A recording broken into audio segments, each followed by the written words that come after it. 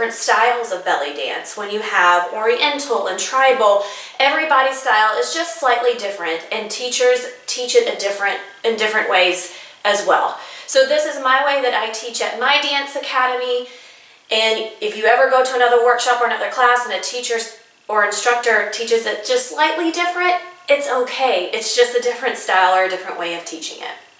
Okay, the first thing you want to do is to find a space where there's nothing harmful that can get in your way. We won't be doing any traveling movements, yet it's always good to have a clear space just in case. Is we're going to start with the legs right underneath the shoulders. Knees are soft. You never really want to lock your knees because that's where you can get into some danger zones and cut off your circulation, and boom, you're down for the count, and we don't want that.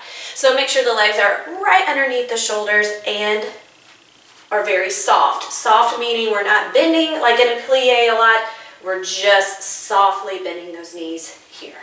Moving up to the pelvic area, you want to make sure this is in a neutral position. We don't want to sacrifice the hips and be out here. You can see there's a curve here, and that is not good for your back. You want to put this in a neutral position. Some people would say this is tucked. I look at tucked as overextending or over-contracting. I just want this nice and loose in a neutral position and not out here and not too tucked in, because then we've got some issues there. So just nice, natural in here. So we have our legs underneath our shoulders, knees softly bent, pelvis in the neutral position. We're going to then work up our body. Pretend you have a string attached to your chest and someone is pulling that up. We want to make sure the chest is nice and raised, shoulders are back and relaxed. Boom. Lift the chest, shoulders nice, back and relaxed. The arms are going to come, how I teach it, come straight out here. Again, we don't want the elbows up here. We want them nice down and relaxed. Your arms are going to come here. Lift the elbows, almost like you're turning a doorknob. You're going to lift the elbows here. The arms are then going to come slightly in front of the body to frame the body. Next, we're going to lift up our chin just ever so slightly. You don't want to be dancing looking at the ground or looking too high where the audience is going to be looking up your nose, but you want a nice projection with your face. Here are some of my pet peeves when it comes to the arms. If you ever take a class with me, you'll hear me reference the T-Rex arms. And this is very common for a student who is just beginning, especially when we start putting combinations together or layering. And then it's almost like we're thinking so much about the layering that we forget about our arms, and they just slowly start creeping in and they kind of come into T-Rex arms. And that's not what we want. The arms help with balance, they help with the posture. If your arms are coming here, more than likely your shoulders are rolling in, our posture is getting all off, and then you're going to be learning wrong muscle memory and technique.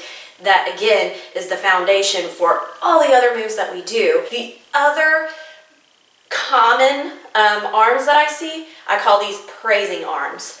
So this is where the palms start to slowly rise up, and that's not what we need either, because once you're rising up here, more than likely your shoulders are rising up, and then we're not getting that nice, relaxed kind of posture that or look that we're going for. So no T-Rexing, no praising. Not in church, unless you're dancing in a church, but still, even with that, keep them down. Then it also brings me to the wrist and the fingers. We try not to, it's not terrible if you break the wrist, it just looks better if it's nice and elongated, okay? There are some teachers that teach to have the arms lower, and that's okay, and then there's going to be a natural break in the wrist there. But for this version, we try to keep the lines nice and elongated here. For the fingers, you want to think about like you're holding an egg between your middle finger and your thumb. And so it makes like a little pretty little lotus kind of flower looking thing. So you want to do it here and nice and soft. You want intention in your fingers, really throughout your whole body, but you want to really make sure there's an intent here. We don't want just dead hands, and we don't want stiff hands here. We like nice and flowy, because usually that will help you do a lot of hand work as well. The arms are just as important as any other move in belly dance, especially in the hands too. Everything from all the way from like the little hair from your head to your pinky toe.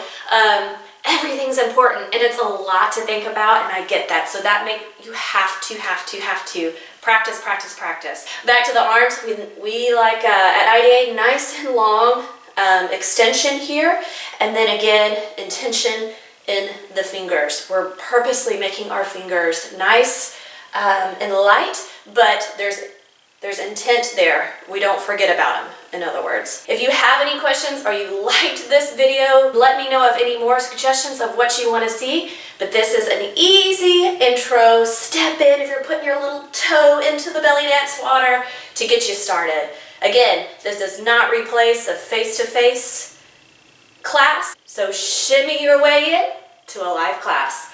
Thanks so much for joining me, and have a great day. Mwah!